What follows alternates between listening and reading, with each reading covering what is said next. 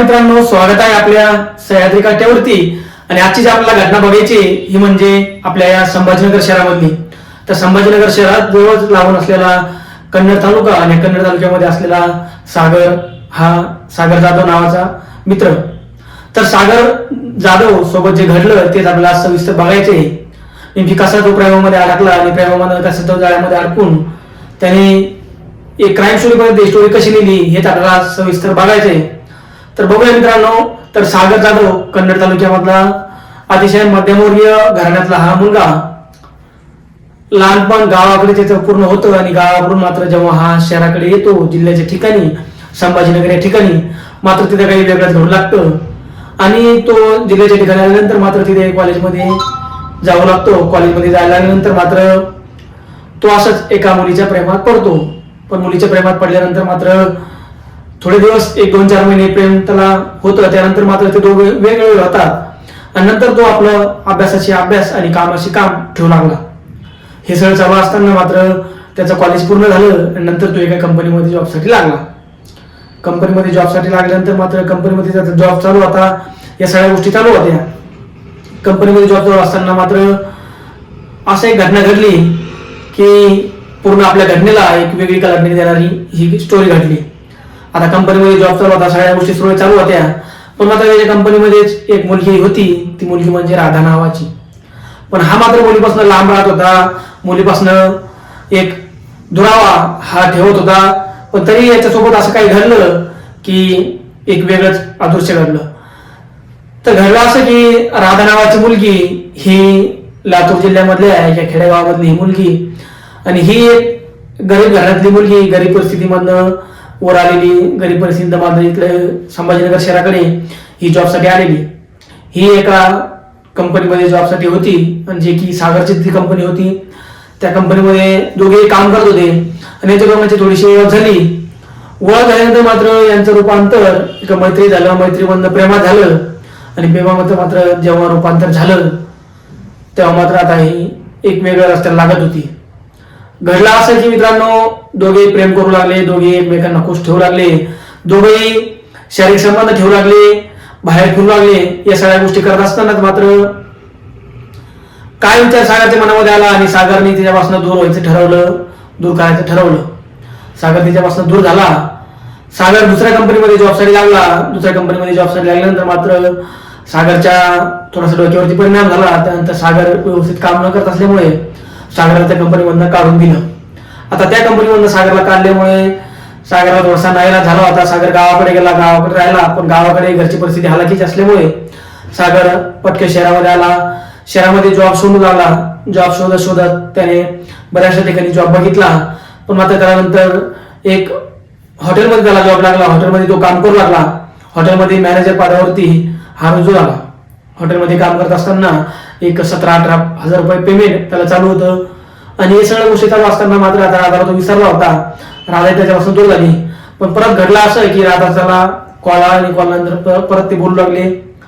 परत त्यांच्यामध्ये तेच अटॅचमेंट वाढली, तेच बोलणं वाढलं, ते सगळ्या गोष्टी वाढल्यानंतर मात्र सागर हा अतिशय तिच्या प्रेमामध्ये डुबला.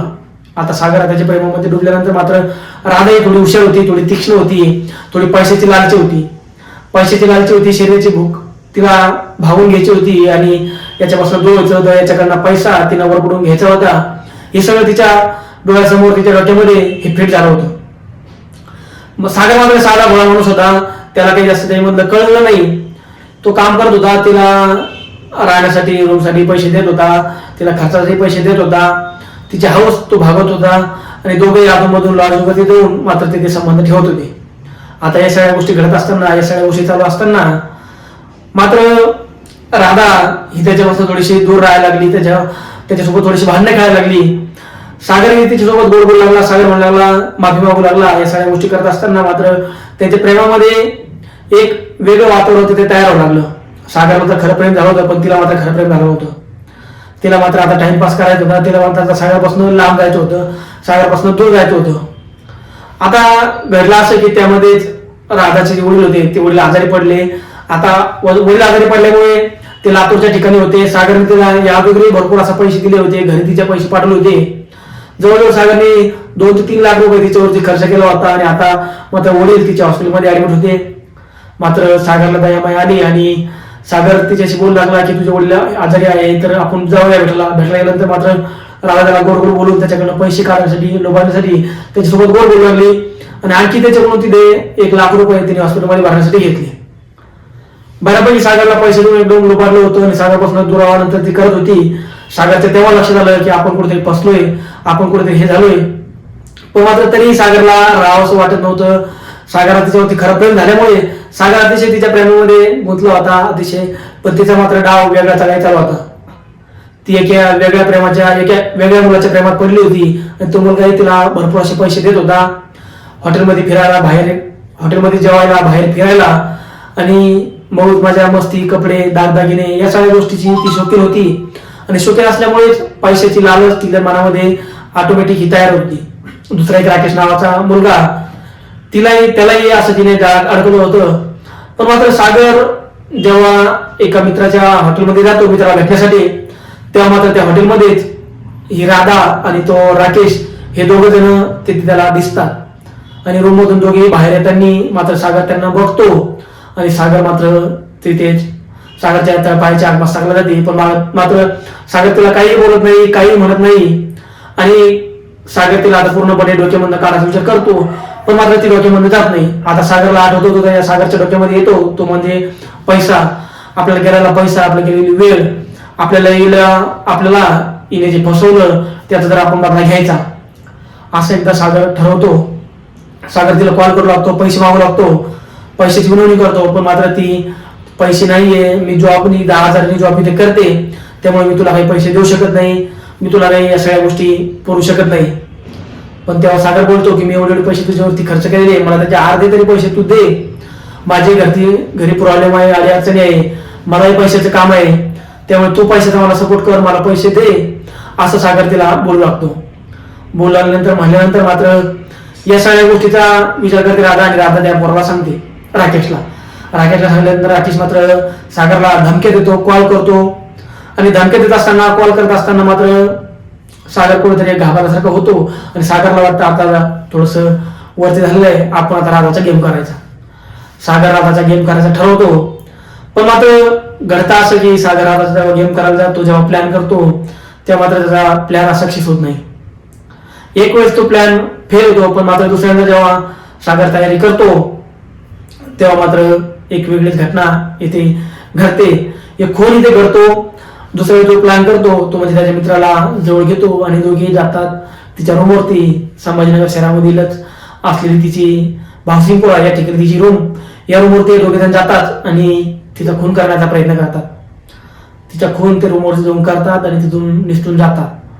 पण मात्र यांना वाटतं कोणालाही खबर लागणार नाही. हे ट्रेन पकडून लगेच जबलपूर या शहराकडे पळतात. आता या शहराकडे जेव्हा हे पळतात, दोघे जण जातात, इकडे खून राधाचा झालेला असतो.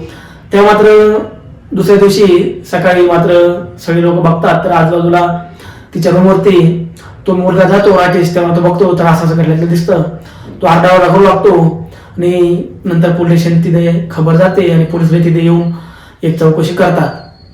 त्या सगळ्या बातमीचा तपास चालू असताना मात्र सगळ्या गोष्टी राकेश तिला पोलिसांना माहिती देतो, सांगतो की असा मुलगा होता, असं तो म्हणत होता, तो अशी पैशाची मागणी करत होता, राजा त्यासोबत असे संबंध ठेवले होते, एवढे दिवस हे सगळं प्रकरण घडलं होतं. मग तेव्हा तपास चालू होतो आणि सागरही कॉलच्या लोकेशनद्वारे पकडला जातो. सागरलाही तुरुंगात आणून टाकतात आणि ही घटना येथे स्टॉप होते. सागरचे घरचे तिकडे रडत बसतात, राधाचे घरचे रडत बसतात. सागरने स्वतःचे आपला सगळं जीवन हे सगळं आगळवेगळं करून, उद्ध्वस्त करून हा आता रिलॅक्स झालेला असतो आणि राधाचे वडील, आई वडील तिकडे रडत बसतात. राधा त्यांची मुली त्यांना असं वाटत होतं शहराकडे काम करते, आपली परिस्थिती अशी नाहीये. पण राधा मात्र इकडे वेगळेच गुलछर्रे ओढत होती, वेगळ्याच पैशाच्या एक आरी गेली होती, पैशाच्या लालची पोटी जे नाही ते घटना ही राधा करत होती. आणि अशा वेगवेगळ्या स्टोऱ्या घडू नये या गोष्टी तुम्ही सावध हो यासाठी आपण हा एक छोटासा आपला प्रयत्न करत आहोत. त्यासाठी तुम्ही सर्वांनी सपोर्ट करा, आपल्या चॅनलला सबस्क्राईब करा आणि तुम्हाला या स्टोरीबद्दल काय वाटतं नक्कीच कमेंट बॉक्समध्ये कळवा, लाईक करा आवडले असेल. आणि आपण भेटूया पुढच्या स्टोरीमध्ये. तोपर्यंत काळजी घ्या आपली व आपल्या कुटुंबाची व सावध राहा. धन्यवाद.